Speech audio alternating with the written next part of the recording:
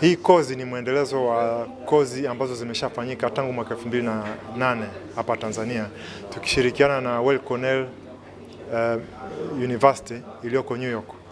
Tumeshajifunza vitu vingi sana na wametusaidia kwa kiasi kikubwa katika kuboresha huduma katika taasisi yetu ya mifupa MOI, upande huu wa mishipa fahamu, uti wa mgongo na ubongo.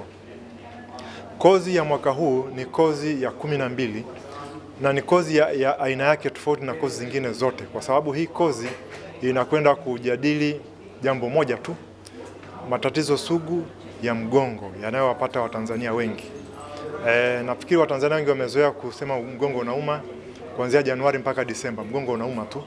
Akija anapewa dawa, anashindwa kuelewa kwa nini haponi. Na haya ndio mambo ambayo tutakuwa tunayajadili kwa kirefu kwa wiki hii. Kozi hii ina sehemu mbili: sehemu ya majadiliano na kujifunza, kubadilishana ujuzi, na sehemu ya pili inahusisha mafunzo kwa vitendo na kutibu wagonjwa. Kwa hiyo bado kambi ile ya wagonjwa wetu wale wa matatizo sugu ya mgongo ilifanyika, tulichagua wagonjwa, tunatarajia kutibu wagonjwa takriban 20, na hawa wagonjwa wanakwenda kupata huduma pekee adhimu tofauti na walivyozoea wiki hii. Taasisi ya mifupa, Muhimbili.